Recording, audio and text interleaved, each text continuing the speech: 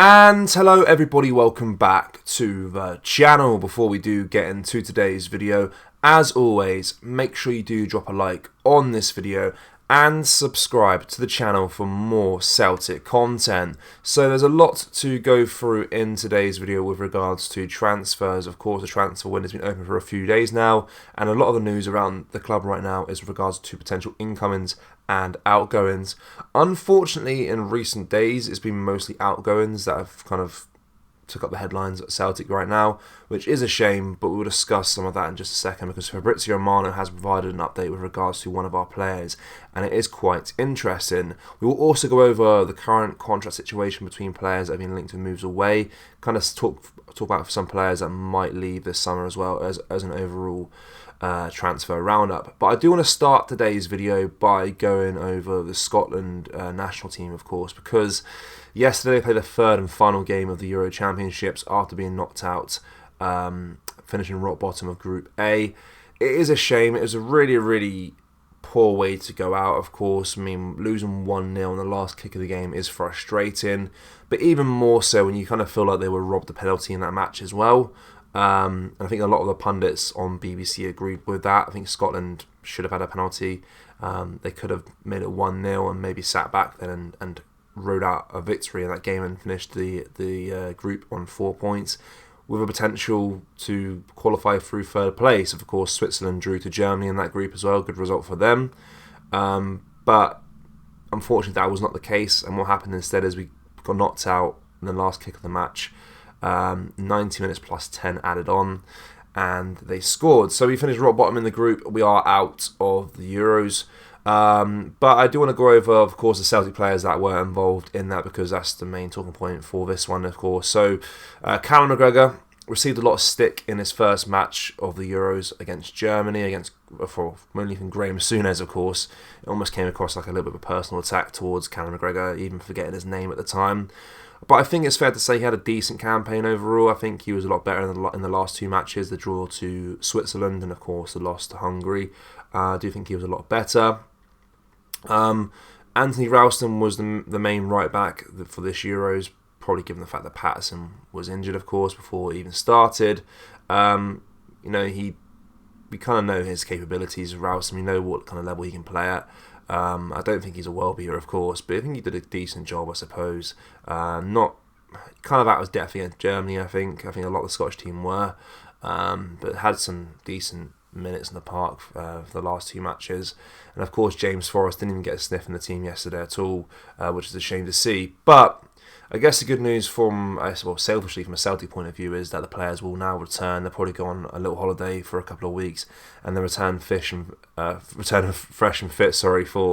For pre-season in America. So selfishly, it's good for us, I suppose, for them to focus on Celtic now between now and the start of the season. But of course, we want to see our national team do better than they did this year.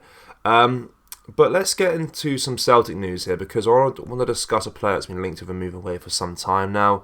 And this one is frustrating because it's a player that holds a lot of promise, and I think he can be a really good player in the future. That, of course, being Rocco Vata. So Rocco Vata has been linked with a move away for some time. His contract does expire at the end of this month. And according to Fabrizio Romano, Watford have now entered the race and open talks to sign Vata this transfer window. So they follow a whole host of teams like Bologna, Como, and Nottingham Forest, who have previously held and offered deals for the 19-year-old, which have been rejected, with him yet to make his final decision on his permanent future. So it's worth noting, as well as these teams offering him deals, Celtic have also proposed a deal for Vata to sign a new contract at the club. But the report basically says as before that he wants guaranteed first-team football in a team, and I don't think Celtic can offer him that right now, which is probably a little bit frustrating. But I feel like even if there was a clearer pathway to the first team and more opportunities in the first team, he may be persuaded to sign a deal with Celtic for sure. But it is annoying. I mean, we've known this for some time now. There's no clear pathway for the youth team to get into the first team. There's been a backroom change this summer, which might help that situation for sure. But Rocco Vata is a player we could let slip through the cracks really here, and he could be a world beater in the future. I mean, may live to regret this one unless he signs a new contract at Celtic. But yeah, Watford is the most recent team to be interested in opening talks with Vata at the moment, as reported by Fabrizio Romano on X or Twitter. So now let's go through some more players here that currently have their contracts coming to an end in the next few years, and all the ones that have been linked with moves away. So, of course, the main one probably that we spoke about recently is Benjamin Sigres. He looks to be leaving the club at some point. His contract doesn't expire until 2026. A player that was linked with moves away, which is quite weird at the time, was Cameron Carter-Vickers. His contract's valid until 2029, so he looks pretty set to stay. Another two that were kind of linked with moves away, because I don't think Brendan Rodgers sees them being at the level that he wants for a Celtic player, are both the new signings Mark Nowacki and Gustav Legerbilk. Both their contracts expire in 2028 as well. Now, a player that remains on the payroll but isn't training with the first team, of course, is James McCarthy. His contract doesn't expire until the end of May next year, so he'll be on the books now for another year. And Mikey Johnson is on the final year of his contract and made a part after a successful loan at West Bromwich Albion. Other players who are worth mentioning are Haksabanovic, of course, had a disappointing loan spell away from the club.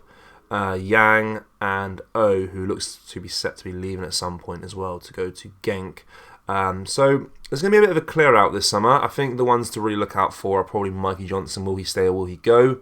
Benjamin Sigres probably will leave. I think he wants to get regular first team football as well. He's not happy being a third choice goalkeeper. And maybe O as well. O will leave at some point, as we reported before, and hopefully Adam Ida then comes in as his replacement to kind of battle it out with Kyogo after a good loan spell with us last season. So yeah, just worth mentioning there. Of course, James Forrest, another player as well. His contract expires at the end of May next year as well. If he has another good campaign, I'm sure he might get an extension on that as well. We'll have to wait and see with regards to that. So I want to know your thoughts on a couple of things, guys. I want to know your thoughts on the Scotland result yesterday. I mean, it was, of course, disappointing to lose in the fashion that we did after being robbed of a penalty. And also your thoughts on Rocco Vata and how the club handled that situation. Do you think it's a poorly dealt situation, or do you think maybe he had to fight harder for his place in the first team for more chances? I think I know what the majority of you guys will say with regards to that. Hopefully he does sign a contract at the club at some point, because he could be a good player for us in the future. But there's a lot of interest in him, which just kind of speaks volumes on how highly this guy is rated across Europe.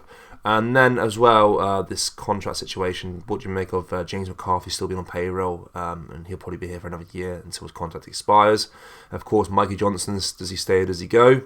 Haksabanovic, of course, he probably needs to leave at some point as well. Yang and O as well, and then Benjamin Sigres, they're the players that kind of look to be leaving at some point as well. Let me know your thoughts with regards to all of that. As always, make sure you do drop a like on this video and subscribe to the channel for more Celtic content. There will also be a video out later today as well, another long video in the normal format, not my face, just to kind of go over some more news as well, because it's been quite busy with regards to Celtic in the last few days. But yeah, drop a like, subscribe, take care, bye bye.